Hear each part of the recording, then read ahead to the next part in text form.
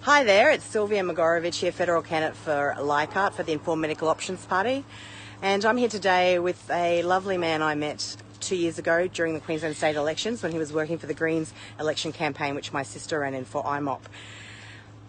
And he came to me 2 weeks ago, extremely distressed by what he had found out that is happening in the Queensland Greens. So now we're going to hear from Peter Lambeth, a current member of the Greens, and he's going to tell us his story. And I'll just say that he actually, when he came to me and said he wanted to expose this, he said it's because I know that IMOP stands for Truth, Transparency and Accountability.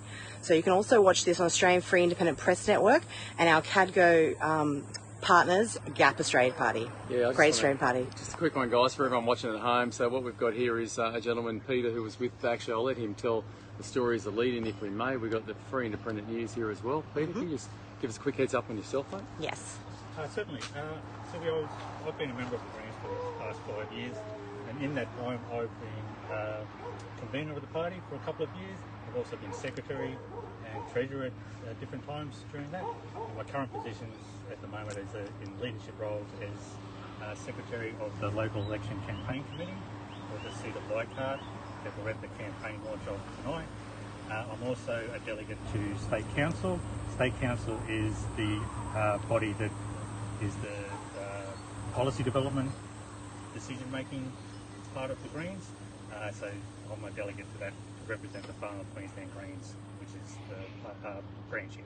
So tonight's their launch, is that of their campaign? Yeah, and it's fair to say you're very involved in the Greens Party leadership. I've been very involved in the Greens and in leadership roles for the previous 5 years, yes. And what made you decide to join the Greens in the first place? Mostly for the social justice aspects of it, for the refugee advocate. I'm a keen advocate for refugees and social justice and being anti-discrimination and support for minority groups. That's the main reasons that I've joined the Greens. So when you received this document and you read through it, you had some concerns. I had concerns prior to receiving this document. So this is, the document I received is Queensland Greens COVID Safe Guidelines 2022. Now, prior to receiving that, I knew this document was in production, being developed, and I had concerns about what was going to be instigated in this document previously. I sent several emails to head office at the Greens requesting information on what's happening with the development of this and what it's going to involve. I received no replies to any of my emails, even though they know me and I'm in a leadership role with the Greens. They did not respond with any email response to me. Not even an acknowledgement? One acknowledgement I got, which was from one of the members of the group developing this, the management committee, and they said they're working hard to develop this policy. Please be patient. So they didn't ask me to participate or lend my experience of what's happening here in Cairns with the mandates. The reason I was writing to them was because of what I'm experiencing here with the Greens, with the mandates, that how they've impacted on locals here in Cairns, my family and several families around Cairns. And this is what I was trying to explain to them, is why we're having, why we need to discuss what is in this document. Okay. So you've been with them 5 years, you're a pretty loyal supporter in that time? Oh, absolutely, yeah, absolutely. Okay. Yeah. And clearly there's something there that you're not too happy with, you've been agreed with? Well, when this document came out, as I say, I have sent several emails to the Greens. The last one I sent prior to this coming out was concerning the events of the day that this came out. I went to my doctor, local GP, and on the door it stated vaccinated only in there. So I rang from the car park, I rang the surgery to ask, what does that mean? And the receptionist told me that if you're not vaccinated, they will not see me as a patient. Sure. And I asked them, what if I'm out here seriously ill? And they said I would have to go to the hospital, right?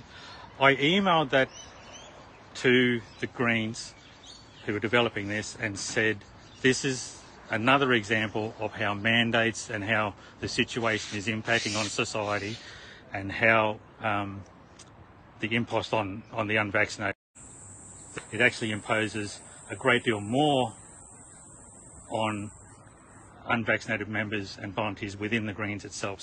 Within the Greens or the broader community? Within the Greens itself. So this impacts members of the Greens and volunteers to the Greens. Right. And you've got something highlighted there which I think is really pertinent to read out. So in here, there's several areas of this document that I have a grievance with, but the whole thing is very concerning. It is, but I'll just read a couple of points. One of the points is here. It says it is expected that most individuals participating in Greens activity will be fully vaccinated. For individuals that hold positions of leadership, such as myself, either inward-facing or outward-facing, it is expected that will be fully vaccinated and also willing to advocate for the most current public health directives. I'm not fully vaccinated, and I will not be enhancing the public health directives. You shouldn't actually have to tell anyone that. That is your personal That's private my personal business. business, yeah. It goes on to say, for those individuals that currently hold leadership positions and choose not to be vaccinated, nor advocate for the most current public health directives, it is expected that they will be willing to step down until after those directives are no longer relevant.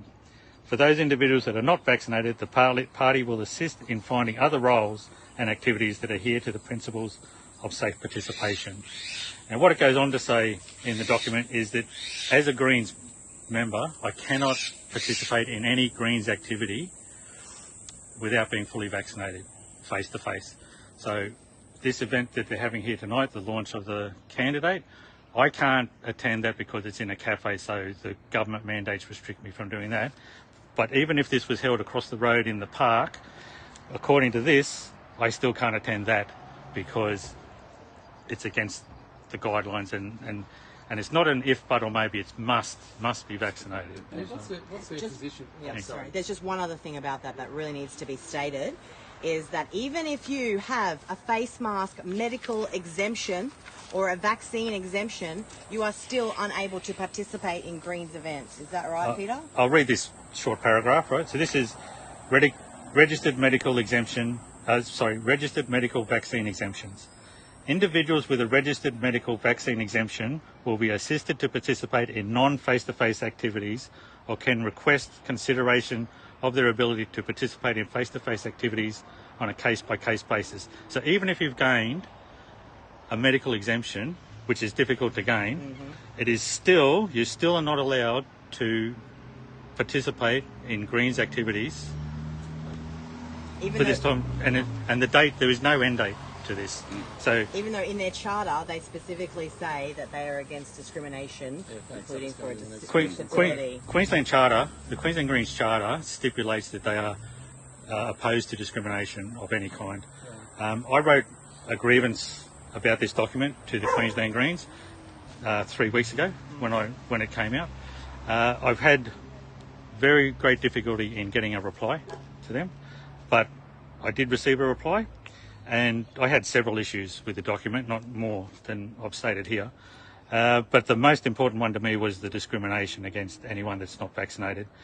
And I'll just read part of their reply to me, because what they state is, at no time will any member be discriminated against. So it starts off pretty good, that at no time will any member be discriminated against due to gender, age, race, ethnicity, class, religion, disability, sexuality, or marital status. But then they say, none of these protected categories apply to unvaccinated people as a group. So what they're saying, is because they don't stipulate that unvaccinated shouldn't be discriminated against, they can and will discriminate against them. That's what this document is saying, and that's the response I got. At a broader level, Pete, if I'm a refugee seeking sanctuary in Australia, because I've been discriminated against, violently or whatever there is, will the Greens allow me to stay if I choose not to get vaccinated? I've got no idea. I don't know. According to that document, it doesn't look like it. What was their position before when we had, we had some pretty strong viruses circulating around the globe? What was their position prior to this? On the Queensland Greens website, what it stipulates is vaccination is voluntary. Okay? So vaccination to the public is what the Greens say to the public, is that vaccination is a voluntary thing. This document counters that. This document says that to participate in politics within the Greens, you must be vaccinated. Otherwise, you are not allowed to participate fully in in the party. And I'd like to tell a little anecdote from 2 years ago when I was doing the state election campaign. I spoke to Aaron McDonald, who was the Greens party candidate for Barron River, and I asked him very straight up, I said, what is the Greens party policy on mandatory vaccination? And he said to me, the Greens party do not support mandatory vaccinations unless the government deems it necessary. So that should tell you, that told me all I needed to know about the Greens and where to preference them, I can tell you what. So Peter, are you going to be resigning from the Greens? No, this document says that I would have to resign my position. It doesn't say I'd have to resign from the party. It just says I could have no face-to-face activity within the party. So I won't be resigning from the party, and I won't be resigning from my leadership roles either, because this document to me is disgraceful and it's discriminatory. Yeah. Right? And I do not believe that they have the authority to dictate to me what medical procedure I undertake before I can participate in politics. Yeah, yeah. So But are you going to vote for them? Am I going to vote for them? I'm a member of the Greens, but at this election, if this document remains current and they don't withdraw it, which is what I've asked for them to do, I will not be putting my vote towards the Greens. No, this would have to. This is against democracy itself, is what this is. If you can't have a person in politics that can't independently voice their own opinion, the whole purpose of the Greens ethos is to have consensus and a lot of people contributing to the conversation to get a consensus view at the end. This eliminates all those people that choose not to vaccinate for any reason that they have, which are multiple. So that, to me, this is straight out discrimination. And the reason I'm here tonight, explaining this to you, is because the voting public would never know that this document exists, because this is an internal document. So for the voting public to be aware that their politics is going to be dictated only by fully vaccinated people who believe and in the government mandates, right? That is eliminating any other voice, and to me that is anti-democracy. That is.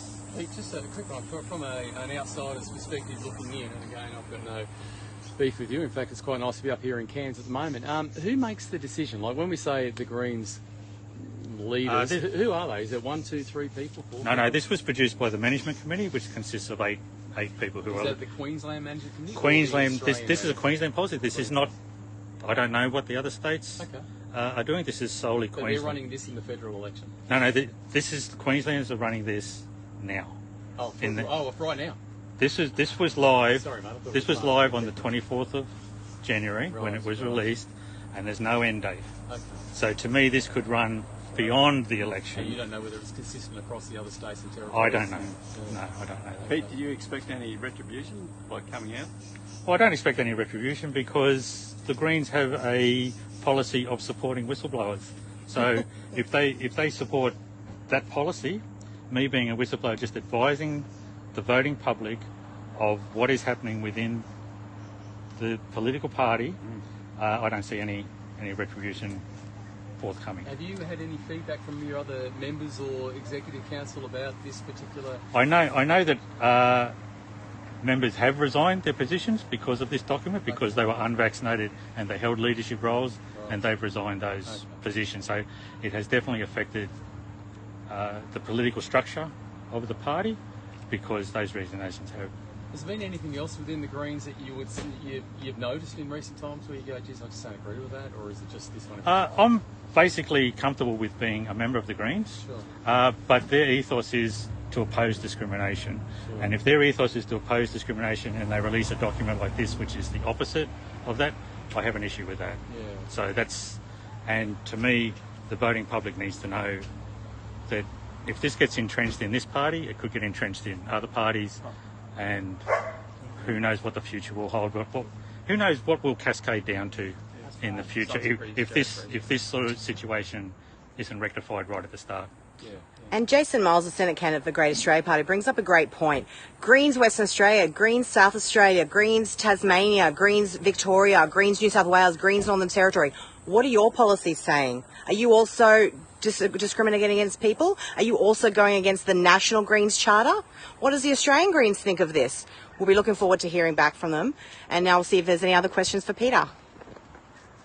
I got one more. So, if you don't mind, Pete, does the, and I'm not familiar with the Greens, I must say, in terms of their direct Queensland involvement, but are there other parties you guys would endorse or support that have similar? Oh, I couldn't answer that. I don't know that. All I know is what's happening within the Greens, and this is very active.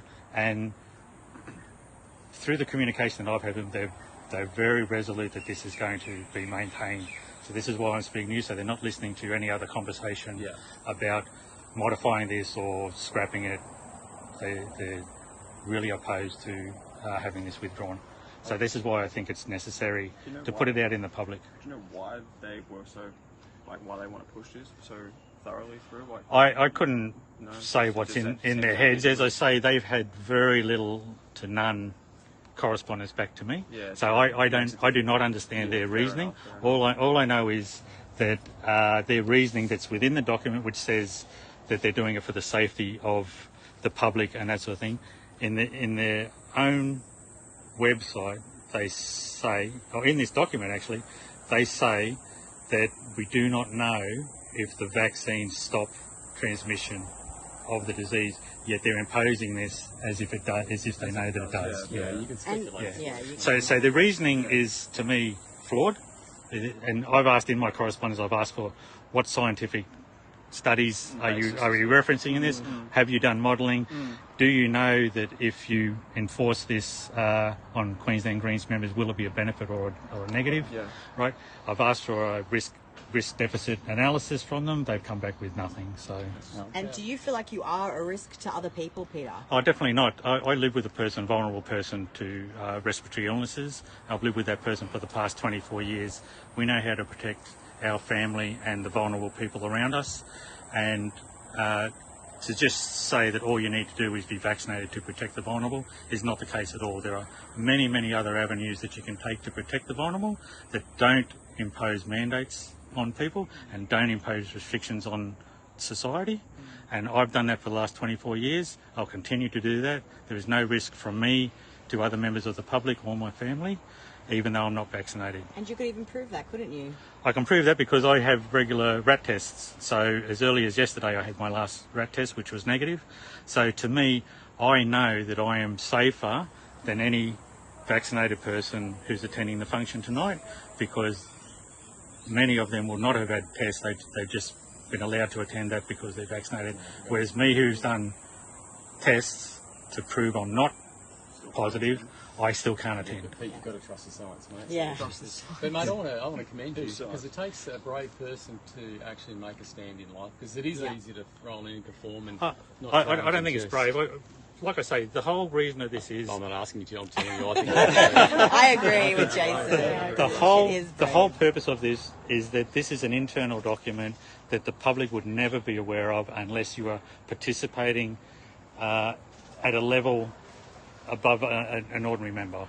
So you would never know that this is happening, but to me it scares me as to how this is, even as it is now, that scares me, but how this could cascade into a worse situation if not addressed, that scares me a lot more. Does it inspire you to want to run? No, I can't run because That was something too, mate. I can't run. Thank you so much for your time, Peter. I really appreciate No it. worries, And for doing your part for truth. No, thank you people for coming out and helping the word get out. Thank you. Thanks, Peter. Just fantastic. We'll just close up. We've just done a few different live streams, and we've also got a gentleman here from the community radio station who filmed it, not through the internet, just in case anything happens. When I read this document, and I will be putting screenshots of it in the comments here, and I'll probably make a post up with them as well, I couldn't believe it. The audacity to think that they can do even stricter mandates than our state government, which mandates aren't even supported by the Prime Minister, allegedly.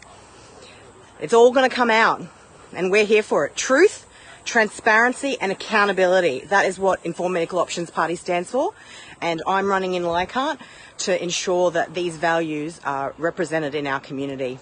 And I'd like to say a massive shout out to Jason Miles, Senate candidate for Great Australian Party, to Australian Free Independent Press Network, and for everyone. I'm going to have to buy a microphone, aren't I? Because I did read the comments saying that they were unable to hear, so I'm very sorry about that. But you can also, it's also been live streamed on AFIPN and on Jason Miles's page. So thank you all for your time and for tuning into this, and let's just keep on digging that truth out.